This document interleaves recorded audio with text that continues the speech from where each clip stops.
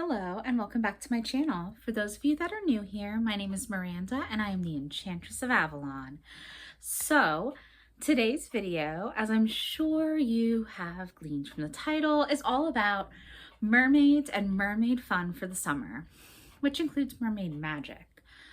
As it's the first video of June, I just felt like it was time to bring out the mermaid content.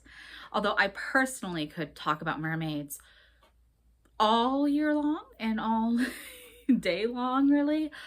And I do in my day-to-day life. I do like to keep content seasonal for people where I have lots of stuff of mermaids in the summer when most people are looking for more mermaid content.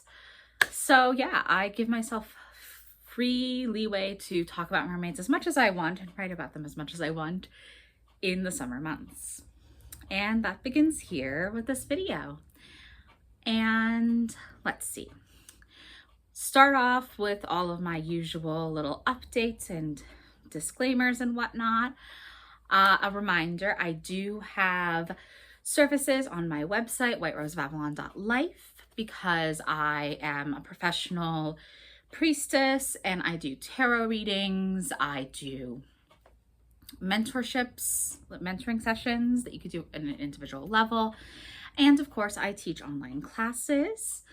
And I have a Patreon, Avalonian Rose Fairy Mysteries, where you can join one of the 3 tiers and get monthly extras.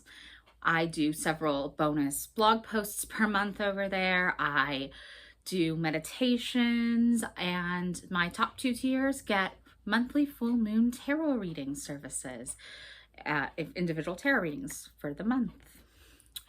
And then I actually have some new stuff happening in June that I wanted to announce on this video. Firstly, I am adding something new to Patreon. I am going to be launching on the Patreon shop portion some journal prompts, which are Celtic Venusian journal prompts. One is based in maiden energy and one is based in creatrix energy.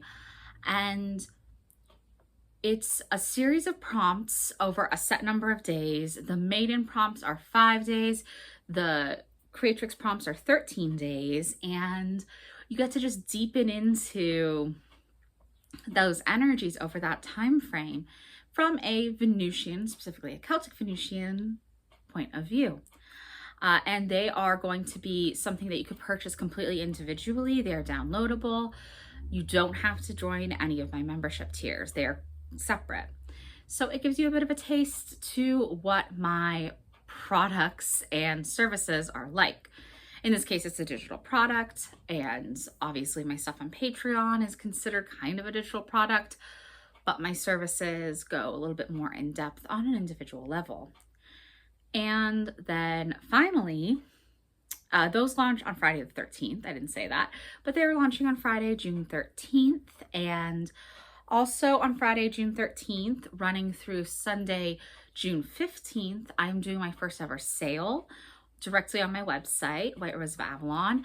So all of my services will be reduced. My 3-card reading, my past, present, future reading, which is my only 3-card reading, is going to be $13. Other things are going to be $13 off their original price.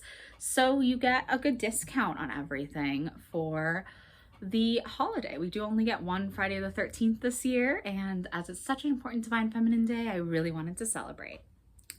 And with all of that being said and those announcements out of the way, let's get into mermaids. So, firstly, what is a great way to get into mermaid energy? And the first thing I could say is communion with the water. This can be as simple as working water magic into day-to-day life. Singing to your water before you drink it, to enchant it with intention, which I do every day.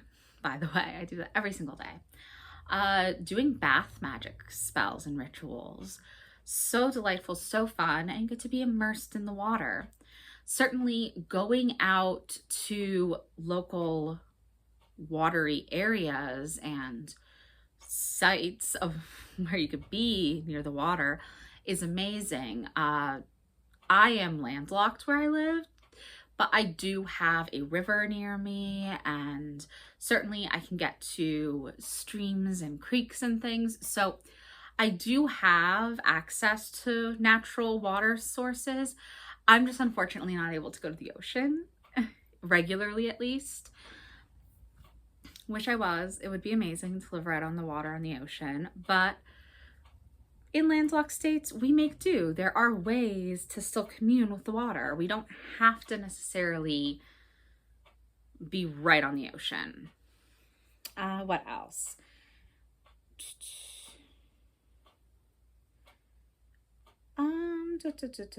What else did I want to say? Other than communion with the water, we can also do anything that's deepening into our own emotional state. So this can mean being really at one with the emotions.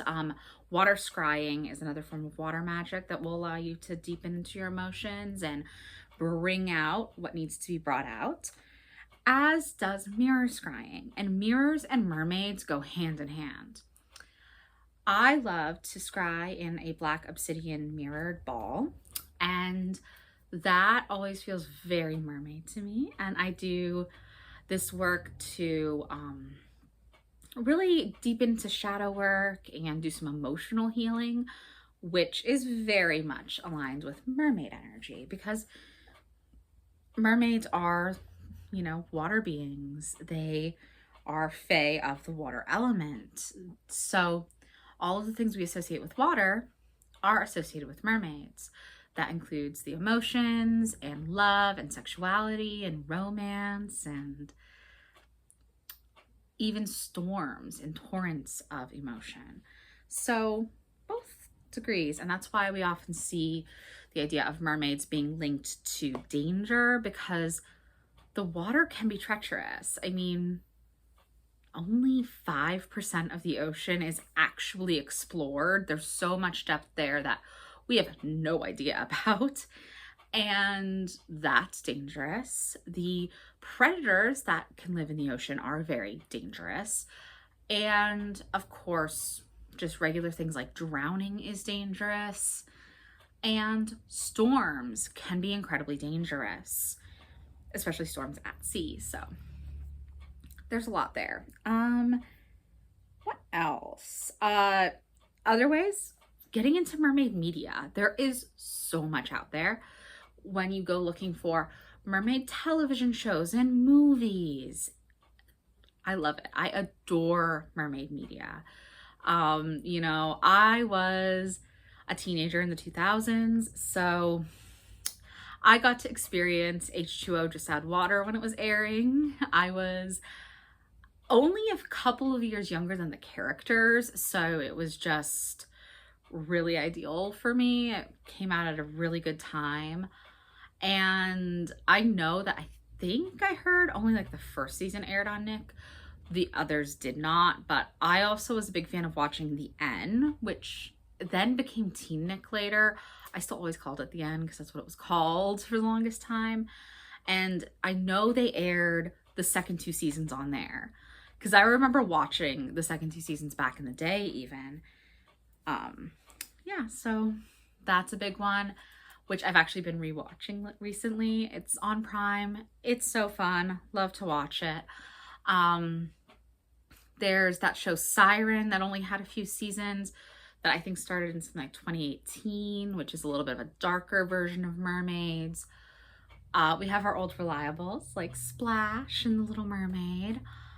And I always want to shout out another one of my favorite mermaid movies, which is my favorite mermaid horror film, is called The Lure, and it is a Polish film that is a mermaid musical horror film. Yes, you heard that right. I actually have an entire blog post deep diving into that film because it takes a lot of like the actual Andersen Little Mermaid, the Hans Christian Andersen version of the story, and shows it in really stark details of how tragic that story is. And it does get very dark and twisted, which I personally love. I think it's fairly beautifully done. It's a body horror film. I think that's one of the first things, like if you go onto IMDb, body horror is one of the first things it says, and it definitely has a lot of body horror elements. So maybe not for the weak of heart. If you're not a big horror person, maybe it's a bit too intense, but I definitely think if you are interested in that kind of concept, check it out. It is so fun. And then there's so many great mermaid books as well. Whether you're looking at like nonfiction accounts of working with mermaids magically, to rereading Hans Christian Andersen's The Little Mermaid, to there are children's books about mermaids. It's really all through time. I'm trying to think of what other books, not other than reading The Little Mermaid, I would say read Undine, which is a novella that was turned into the opera Undine and has very similar themes to The Little Mermaid. If you want something similar but a little bit different, it's very, very good. And oh, other than outright mermaid media, there is also the special mermaid episodes of certain shows. And the most prevalent in my mind is the season 5 premiere of Charmed, which was a 2-part season premiere. So it was like a double length episode, essentially like a movie. And it is called A Witch's Tale, and it's all about mermaids. Phoebe turns into a mermaid. It is so delightful. It's one of my most watched episodes of Charmed, because sometimes I'll just watch that episode because I get a lot of joy from it. Because obviously the mermaid stuff, I get tons of joy from it. But also, I think it sets up a lot of really great stuff that then, unfortunately, the rest of the season doesn't necessarily follow through on. They could have really done great stuff with Phoebe and Cole's relationship and with them possibly working things out if they didn't just go on to demonize Cole. But this is not a Charmed video. I'm not gonna get into that. That particular episode, though, so fun. Such a great rewatch. If you're a Charmed fan, definitely go ahead and check that one out. And then what I wanted to finish this up with is some of the ways that I'm gonna be exploring mermaid fun and magic in the summer, other than reading books and watching films and stuff, and the basic stuff that I already went over, like water magic and bath magic. I am obviously teaching the Melusine Mysteries. We are in our 3rd month in June, and that is, of course, an entire class devoted to the magic and arcane wisdom of the fairy queen Melusine, who is, of course, a mermaid as well. Because, well, obviously, mermaids are fae in origin. They are water fairies, but particularly Melusine is a mermaid fairy queen goddess. And this month we're going to be doing all the creatrix stuff. It's very sexy, very fun, and I'm really looking forward to this month, honestly. It's probably going to be one of my favorite months because I definitely very much so align with the creatrix energy, which is why one of the sets of journal prompts you can order are creatrix journal prompts. So that's going to be very, very fun. And I'm planning out new classes and new offerings, including some mermaid-centric offerings that'll be coming up very soon. I'm not ready to announce anything yet, but I just want to tease that there is some new mermaid goodness coming up. And then the final thing I'm really excited to be doing is I'm going to be getting started working with shell divination. It's also sometimes called conchomancy or simply throwing the calories are different ways to talk about seashell divination. And traditionally, a lot of people do it with just cowrie shells, which are these little shells, which are sacred feminine shells because they look like the female genitalia. But it could be done with any sort of shells, and I'm going to be working with this set of shells that I've had for years now. Just gonna show. They're very pretty. I purchased these at a secondhand shop years ago because, again, I don't live near the beach. And unfortunately, on a lot of the shells I collected in childhood, I no longer have. They just got completely lost or broken or both. But I have these, so I'm going to be starting to work with that more because I've been wanting to deepen into that particular type of divination, and I just never really got around to it. These shells were just like living on an altar for the longest time, but I'm definitely gonna give that a try, and that's gonna be one of my activities over the summer, really deepening into that type of divination, because I do find that I love a great, very intuitive form of divination, and this feels like it's going to be a really fun one. Hopefully it works for me. Yeah, but obviously I do want to put the disclaimer here that not all forms of divination work for everyone. Like, there are people who tarot just is not their divination medium, and they just can't jive with cards. I obviously can and do, and that's why they're my primary form of divination. But I also gravitate towards scrying in water and scrying in mirrors, and I also read tea leaves. So because of those, I think I'm going to really gravitate towards this, especially because of the aquatic energy inherent in this type of divination. But for instance, I don't gravitate towards runes. Unfortunately, I've tried to read runes and they just are not my form of divination, and I hate that because it's like, oh, I love runes. I think they're gorgeous and I think they are really powerful. I have a gorgeous set of rose quartz runes, but when I'm casting the runes, I just am not being able to tap into it. But I'm glad I tried, and I'm so blessed to connect with all these other forms of divination really well. So yeah, if there's a form of divination you want to try and to pursue, go for it wholeheartedly. And maybe that's one of your things for the summer, because mermaids are very psychic, as well as being beautiful and sexual. They are incredibly psychic because water is associated with psychic energy, with going within the self, scrying the waters of the soul, scrying the mirror of the soul, so to speak. And yeah, maybe you'll take up seashell divination like I am. Maybe you'll want to try to get better at tarot, or maybe you'll find out that you love runes. Whatever it may be.